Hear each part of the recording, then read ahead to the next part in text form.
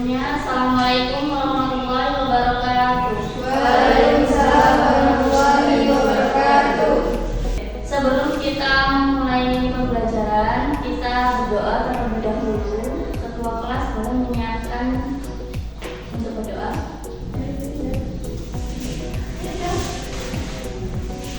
Berdoa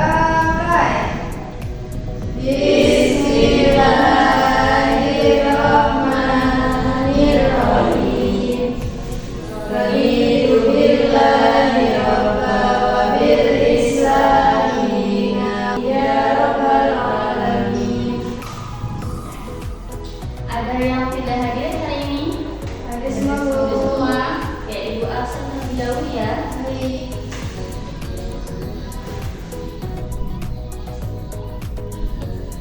Anissa, Alma, hadir Bu. Citra, hadir. Dela, Eka. Hadir. Sebelum mulai pembelajaran, kita ice breaking dulu ya. Baik. Tetap semangat, tahu? Tahu. Oke. Kita akan mulai ice breakingnya, tetap semangat biar pembelajaran hari ini dimulai dengan semangat. Oke. Tepuk semangat.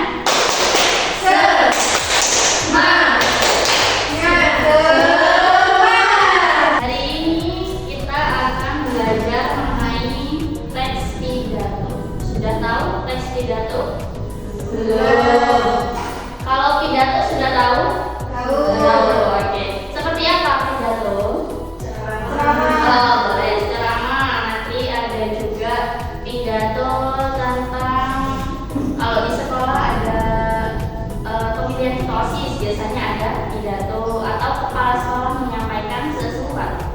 Oke, kita akan bahas satu persatu pengertian dari pidato. Pidato merupakan kegiatan mengungkapkan pikiran dalam bentuk kata-kata yang ditujukan kepada khalayak atau orang umum. Pidato juga diartikan sebagai cara menyampaikan ide atau gagasan dalam bentuk kata-kata atau ekspresi wajah. Biasanya kata-kata di dalam pidato menggunakan bahasa formal atau bukan menggunakan bahasa sehari-hari atau bahasa gaul. Yang digunakan berarti bahasa formal agar mudah dipahami oleh khalayak atau orang yang mendengarkan. Kemudian tujuan teks pidato. Tujuan teks pidato ini bermacam-macam. Di antaranya yaitu memberi informasi dan mengajak orang-orang untuk melakukan tindakan atau melakukan sesuatu. Gitu. Informasi yang disampaikannya pun dalam pidato berupa fakta dan data. Apa itu fakta dan data? Ada yang tahu? Fakta. Fakta itu apa saja yang diungkapkan secara real atau nyata. Kalau data itu kumpulan informasi yang valid. Kemudian sebelum menyampaikan pidato, seseorang pemberi pidato atau orator harus mengumpulkan fakta dan data atau informasi yang benar seputar topik yang akan disampaikan oleh orator tersebut. Kemudian macam-macam pidato, ada yang tahu macam-macam pidato itu ada berapa macam? Tidak tahu? Enggak tahu. Oke. Macam-macam pidato itu bisa pidato sambutan. Kemudian yang kedua bisa pidato perpisahan di dalam sekolah. Kemudian ada pidato peresmian, bisa peresmian gedung, yang sambutan, pidato perpisahan dan pidato peresmian tersebut biasanya tujuannya untuk memberikan beberapa informasi untuk para pendengar. Ada juga pidato yang bersifat ajakan. Pidato seperti ini biasanya sengaja diberikan untuk mempengaruhi khalayak atau si pendengar tersebut. Bisa ditemukan kita biasanya di kegiatan pemilihan ketua OSIS atau di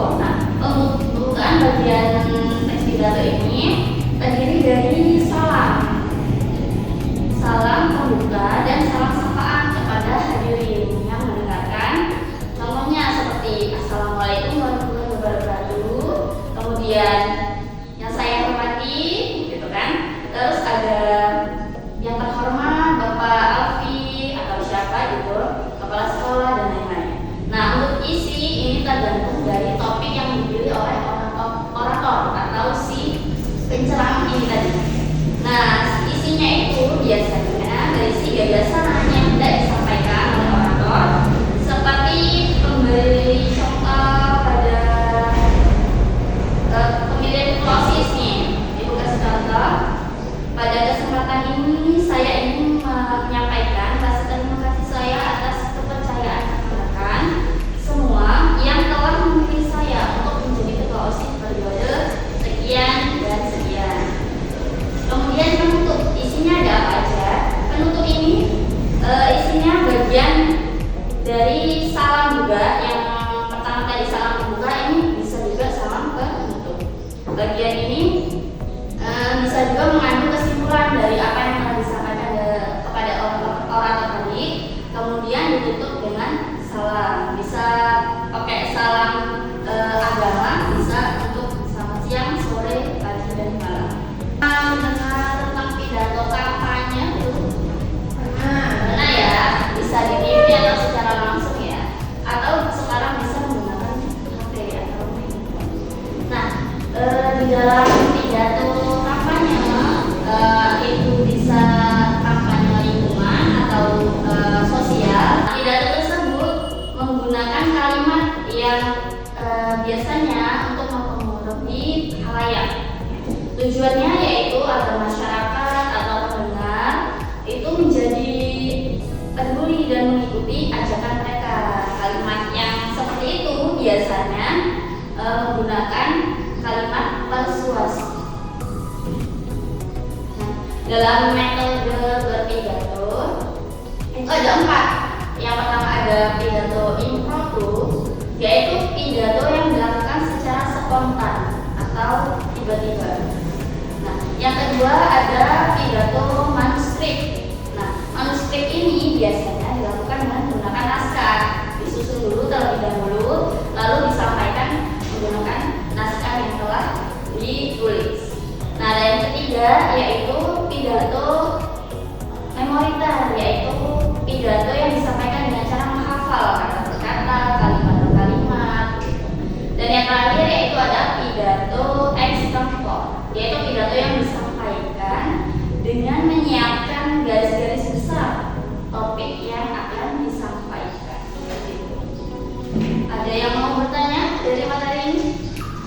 Begitu kita akan membuat contoh dari teks pidato. Karena kita dari Hikmah Sekolah, kita akan membuat contoh pidato dengan tema pemilihan ketua OSIS atau pidato untuk calon kandidat ketua OSIS, gitu ya. Bisa dipahami? Ya, Ibu beri waktu 10 menit untuk mengerjakan pidato tersebut. Iya, saya membuat teks pidatonya. Oke. Boleh nanti satu-satu mempresentasikan hasil dari teks pidato. Siapa dulu yang sudah siap? Bisa. Boleh maju ke depan.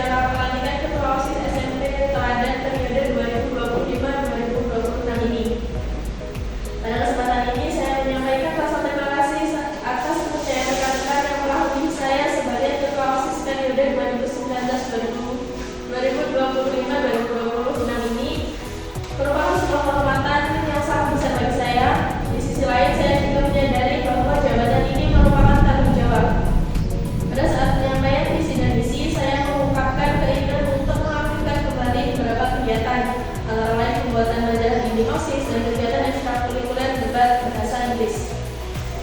Saya berharap nantinya kita dapat bekerja sama untuk mewujudkan ide tersebut. Tanpa dukungan dan doa dari teman-teman, mungkin kita bisa capai. Tanpa dukungan dari teman-teman, kita tidak mungkin bisa mencapai tujuan yang ingin dicapai tersebut. Demikian pidato ini saya sampaikan. Terima kasih atas kepercayaan teman-teman sekalian. Saya akhiri. Wassalamualaikum warahmatullahi wabarakatuh. Waalaikumsalam. Dapat sebenarnya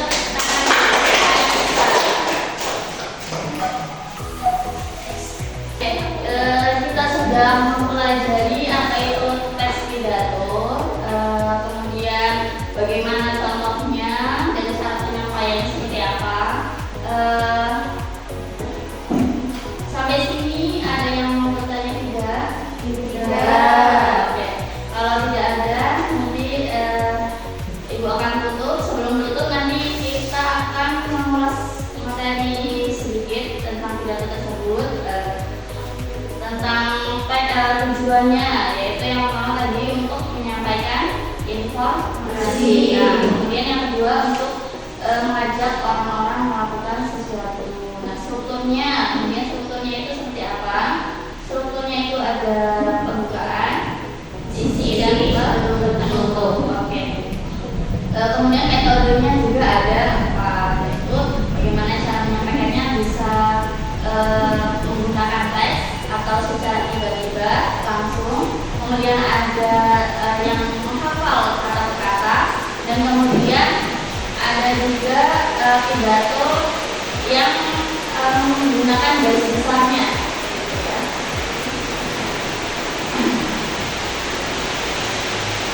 Sebelum untuk pelajaran, Ibu memberi tugas terlebih dahulu buka halaman 97. Di situ ada mengidentifikasi kalimat persuasif. Nah, di situ ada kalimat persuasif dan tidak persuasif. Nanti di checklist mana yang termasuk kalimat persuasif, mana yang tidak termasuk kalimat persuasif. Kemudian ada pertanyaan, ada empat, yaitu apa? Itu persuasif. Kita sudah mempelajari tadi ya, persuasif itu apa. Kemudian ada seperti apa contohnya. Kemudian ungkapkan rasa peduli dan simpati itu seperti apa. Kemudian contohnya seperti apa. Nanti kerjakan di rumah. Di pertemuan berikutnya kita akan bahas bersama. Oke? Paham? Paham.